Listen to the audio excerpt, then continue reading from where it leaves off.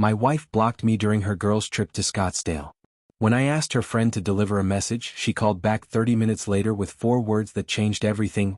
"This isn't what you think." Harrison Parker was right, it wasn't what he thought. It was worse. His wife Gloria hadn't just blocked him, she drained their accounts, filed for divorce with a perjured affidavit, started an affair with his boss and gotten pregnant. She'd spent months building what she thought was the perfect trap. But she made one fatal mistake. She underestimated the man she married. What happened next is the most satisfying revenge story you'll hear all year. Viewers, would you fight back legally or walk away from someone who betrayed you this deeply? Your answer might surprise you. Drop it in the comments. Before this story begins, subscribe. You'll never look at relationships the same way again. My name is Harrison Parker. I'm 34 years old, and until 3 days ago, I thought I had it all figured out. I work as a senior financial analyst for a mid-sized investment firm in Denver, Colorado. Long hours, decent pay, the kind of job that keeps you comfortable but slowly drains your soul. My wife, Gloria, and I have been married for 6 years. We met at a mutual friend's wedding in Austin back in 2017. She was the maid of honor, I was the best man. We laughed about the cliché of it all on our first date. She was spontaneous, vibrant, everything I wasn't. I fell hard. We bought a craftsman-style house in the Highlands neighborhood 2 years ago, white picket fence, the whole American dream. Or so I thought. Because 3 nights ago, Gloria left for what she called a much-needed girls' trip to Scottsdale, Arizona. And when I tried to call her this morning, she blocked my number. I'm sitting in our kitchen right now, staring at my phone screen showing "message not delivered" in that cold, clinical font. My coffee's gone cold in my hand. The mug's trembling slightly. I can see my reflection in the black screen, distorted, unfamiliar. Outside, rain's starting to patter against the windows. It started innocently enough, you know? Gloria had been planning this trip with her 3 closest friends for months. Vanessa, her college roommate, Adrian, her spin class buddy, and Tasha, her co-worker from the marketing agency where she works. Just 4 days of sun, cocktails, and girl talk, she'd said, kissing me goodbye at Denver International on Thursday morning. I told her to have fun. I meant it. But something feels wrong now. Terribly, sickeningly wrong. It started when I texted her Friday night to ask how her day went. The message turned green. Not delivered. I stared at it, confused. Maybe her phone died, I thought. I called. Straight to voicemail. I tried again Saturday morning. Still green. That's when I knew. She blocked me. Actually blocked me. My wife of 6 years had cut me off completely while on vacation. I opened Instagram with shaking hands, some desperate part of me hoping for an explanation, a sign her phone had actually died.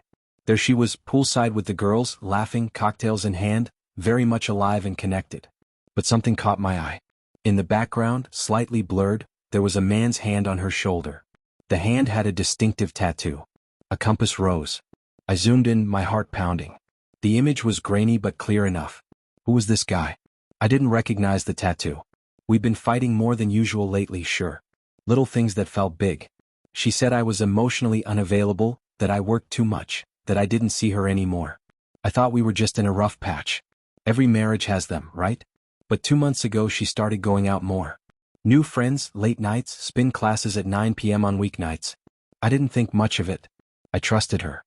God, I was so stupid. I stared at that tattoo for 20 minutes, screenshotting it, zooming until the pixels broke apart. My hands were trembling. The rain outside had gotten heavier. Thunder rumbled somewhere distant. I needed answers. I needed them now. I did something I never thought I'd do. I called Vanessa. Gloria's college roommate, the one who'd always been cordial to me but never exactly warm. Vanessa was the only one of the 4 whose number I had because she'd coordinated our anniversary surprise party last year. My hands were shaking when I dialed. She picked up on the 3rd ring. Harrison? Is everything okay? Her voice had that fake concern, the kind people use when they already know something's wrong but don't want to admit it. I asked her straight up. Why did Gloria block me? Silence. Dead air for 3, 4, 5 seconds. Then, I don't know what you're talking about. That hesitation. That half-second pause before she answered. I knew she was lying. My voice hardened. I saw the Instagram story, Vanessa. The guy in the background. Who is he? Another pause, longer this time. I could hear voices in the background, music, laughter. They were having fun while I was falling apart. Harrison, you need to talk to Gloria about this. I can't. You can't what? I was yelling now, pacing our kitchen, my reflection catching in the dark window. You can't tell me my wife is cheating on me? Just deliver a message for me. Tell Gloria I know. Tell her I saw him. And tell her she has 30 minutes to call me before I do something she'll regret. Vanessa's voice changed. Cold. Flat. All pretense dropped. You really don't know, do you? Harrison, this isn't what you think. Then she hung up. The dial tone buzzed in my ear like an insect. I stared at my phone, at my distorted reflection in the black screen. The call timer frozen at 2 minutes, 43 seconds. I sat on our leather couch, the one Gloria picked out at a West Elm sale, and watched the clock.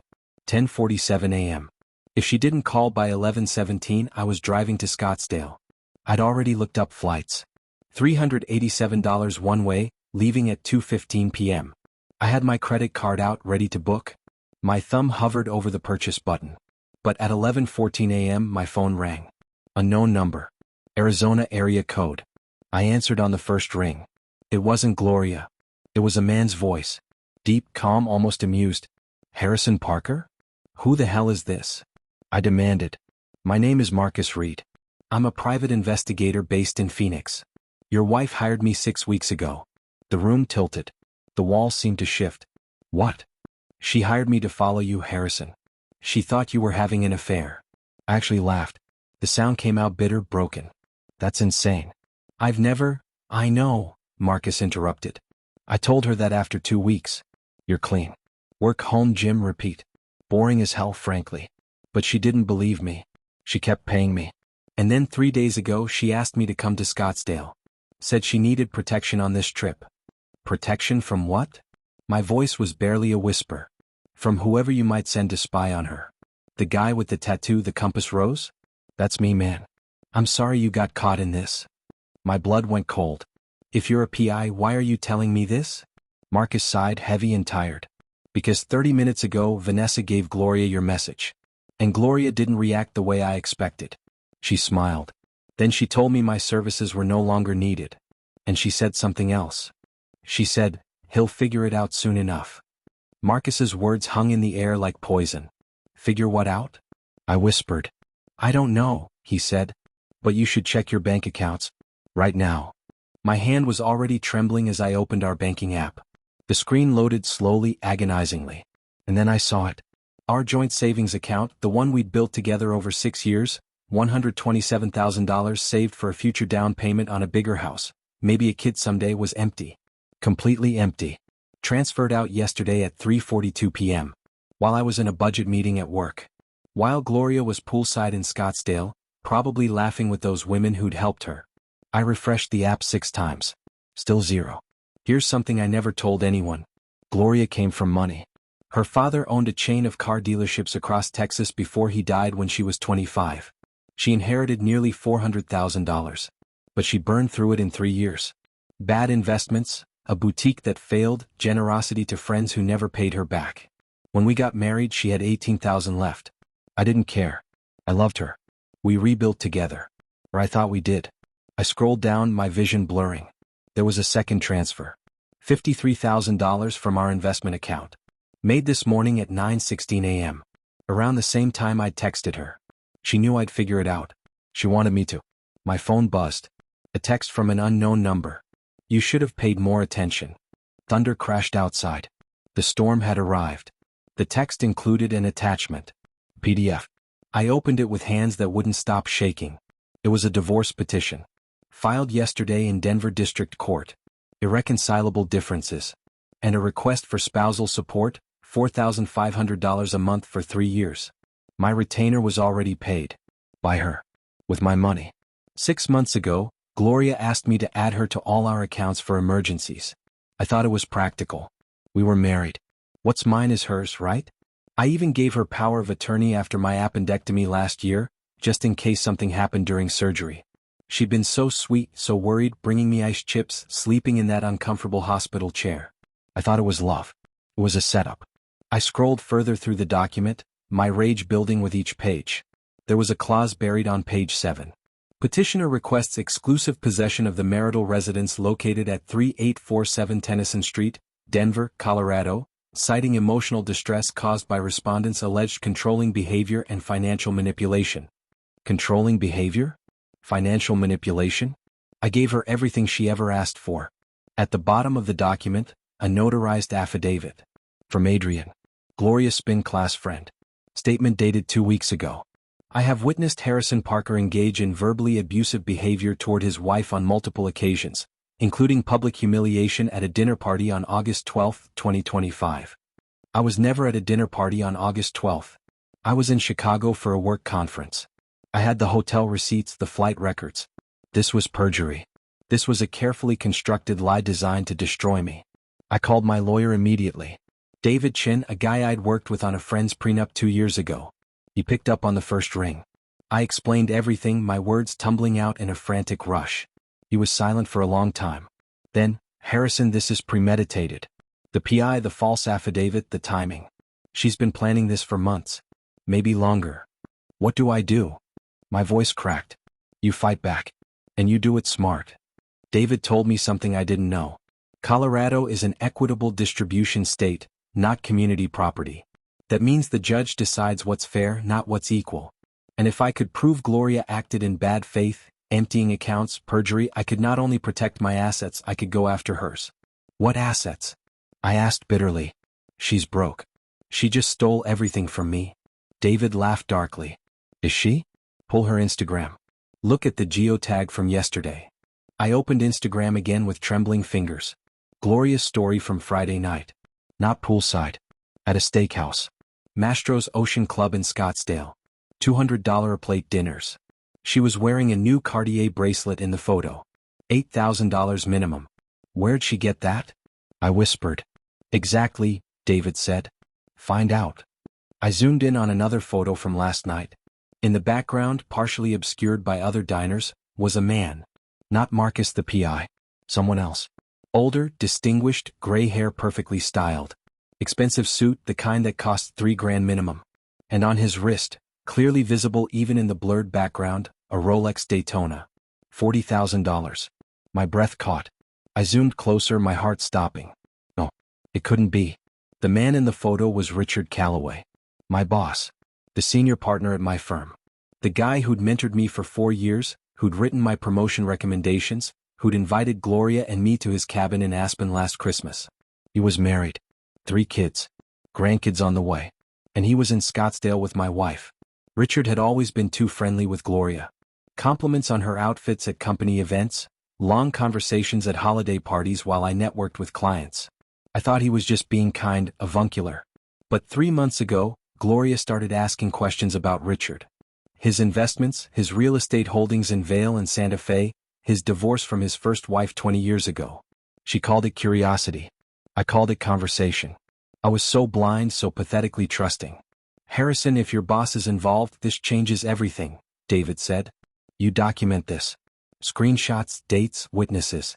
And you do not confront him yet. You let him think he's safe. My jaw clenched so hard it hurt. I want her to know I know.